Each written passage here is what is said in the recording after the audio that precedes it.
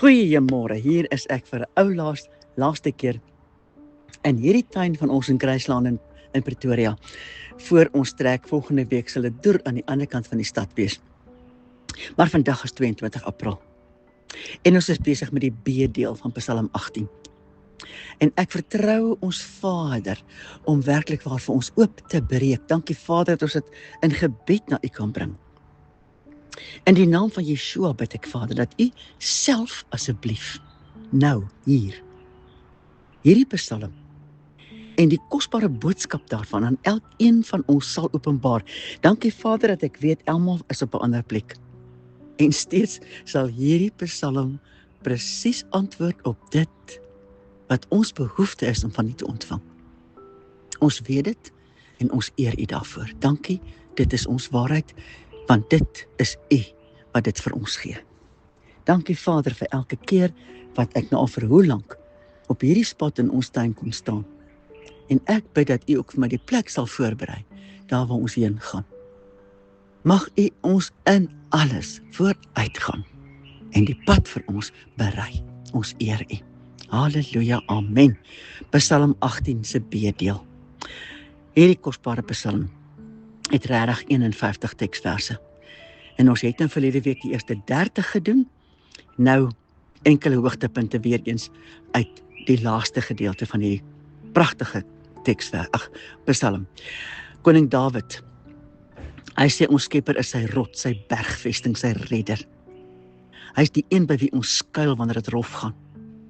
Hy getuig daarvan dat die almag van sy Skepper soos op die vleuels van die wind om tegemoet kom. Ja, hy kom selfs met bliksemstrale en op gerubs om tegemoet. Kom ons oorweeg nou asseblief die tweede helfte van hierdie Psalm. Ek lees van vers 31 af. Hy sê, die weg van God is volmaak. Die woord van die Here is gelouter.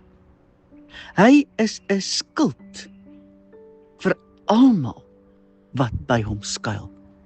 Gaan raak op jou eie stil oor hierdie 3 woorde, die weg, die woord en die skild. En sien net hoe dit nie net die pad aandui nie, maar met beskerming, met insig.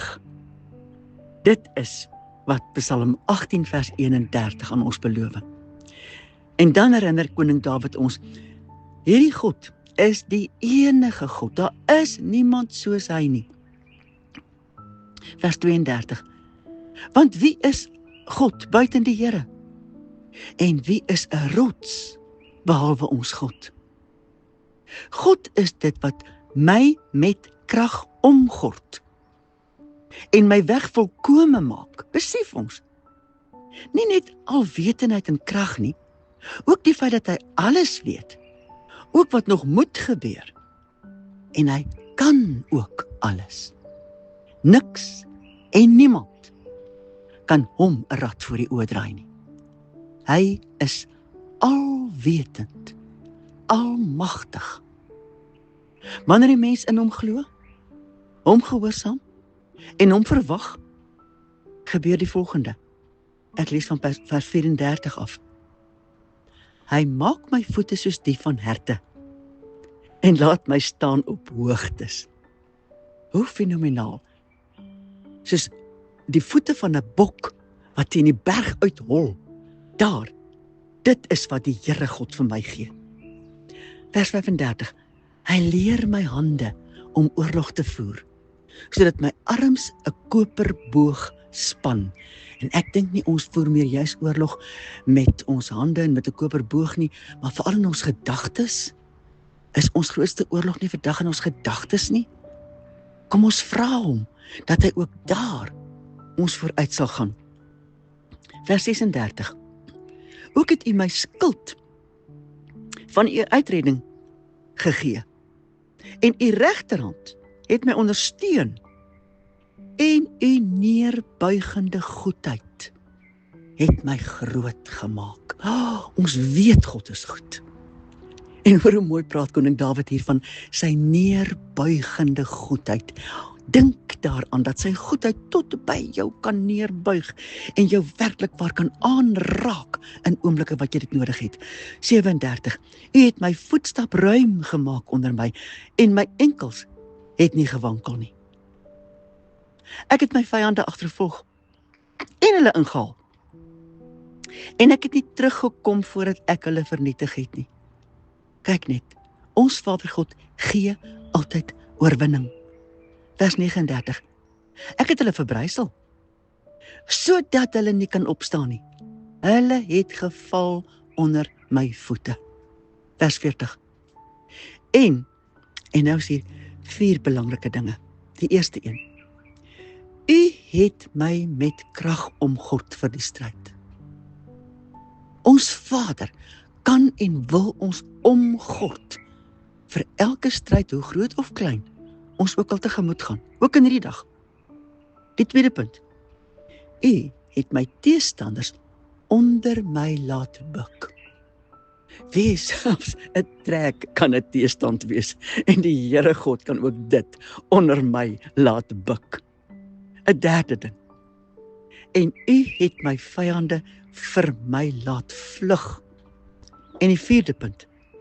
My haters, die het ek vernietig. En dan vers 42. Hulle het geroep om hulp, maar daar was geen verlosser nie. Tot die Here, maar hy het hulle nie geantwoord nie. En dan vra mens jouself die vraag, nou waarom het hulle nie geantwoord nie? Asof dit alles nie genoeg is nie. Luister 'n bietjie. Hoe lees vers 43?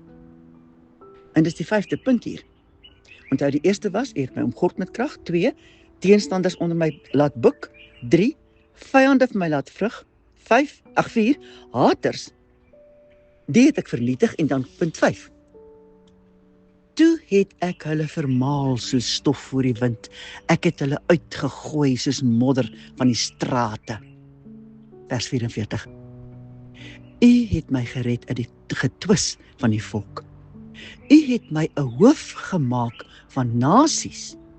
'n volk wat ek nie geken het nie, het my gedien.